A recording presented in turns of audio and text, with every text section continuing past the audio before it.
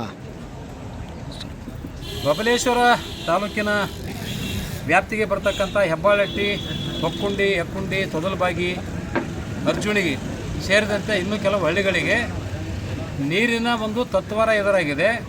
ಪ್ರತಿ ವರ್ಷವೂ ಕೂಡ ನೀರಿಗಾಗಿ ಹೋರಾಟ ಮಾಡೋದು ನಿರಂತರ ನಡೆದು ಬಂದದ್ದು. ಇದೇನು ಆಲಮಟ್ಟಿ ಲಾಲ್ ಬಹದ್ದೂರ್ ಶಾಸ್ತ್ರಿ ಜಲಾಶಯ ವ್ಯಾಪ್ತಿಗೆ ಬರ್ತಕ್ಕಂಥ ಮುಳವಾಡ ಏತ ನೀರಾವರಿಗೆ ಸಂಬಂಧಪಟ್ಟಂಥ ಪಶ್ಚಿಮ ಕಾಲುವೆ ಈ ವ್ಯಾಪ್ತಿಯೊಳಗೆ ಆಯ್ದು ಹೋಗ್ಯದ.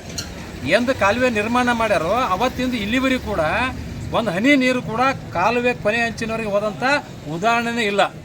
ಇವತ್ತು ನಾನು ಮಾನ್ಯ ಜಿಲ್ಲಾ ಉಸ್ತುವಾರಿ ಸಚಿವರಿಗೆ MB ಪಾಟೀಲ್ ಪ್ರಶ್ನೆ ಮಾಡಬೇಕಾಗ್ತದೆ, ಕಾಲುವೆ ನಿರ್ಮಾಣ ಮಾಡಿದ ಉದ್ದೇಶ ಏನು?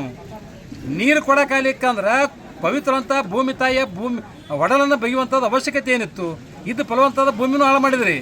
ಈಗ ನೀರು ಕೊಡೋಕ್ಕೂ ತಯಾರಿಲ್ಲ. ಮತ್ತು ನೀರು ಕೊಡಲಿ ಅಂತ ಕಾಲುವೆ ನಿರ್ಮಾಣ ಮಾಡೋದಕ್ಕೆ ಯಾಕೆ ಮಾಡಿದ್ರಿ? ಉದ್ದೇಶ ಏನು? ಹಾಗಾದರೆ ಕಾಲುವೆ ನಿರ್ಮಾಣ ಮಾಡಿರಪ್ಪ ಅಂದರೆ ಕಾಲುವೆ ಕೊನೆ ಅಂಚಿನವರೆಗೆ ನೀರು ತಲುಪಿಸುವಂಥದ್ದು ಈ ಕ್ಷೇತ್ರದ ಶಾಸಕರ ಜವಾಬ್ದಾರಿ.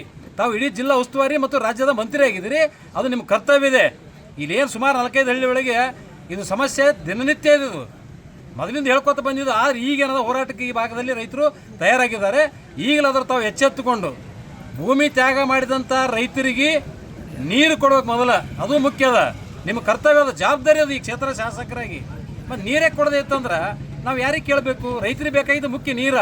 ಇಷ್ಟೆಲ್ಲ ತ್ಯಾಗ ಮಾಡಿ ಲಕ್ಷಾಂತರ ಜಮೀನು ಕಳ್ಕೊಂಡು, ಮನೆ ಮಠ ಕಳ್ಕೊಂಡು, ಬೀದಿ ಪಾಲಾಗಿ ಇನ್ನೂ ಕೂಡ ನೀರಿರೋದಕ್ಕ ಬೇರೆ ರಾಜ್ಯಕ್ಕೂ ಗುಳೋಗುವಂಥ ಪರಿಸ್ಥಿತಿ ನಿರ್ಮಾಣ ಅದ.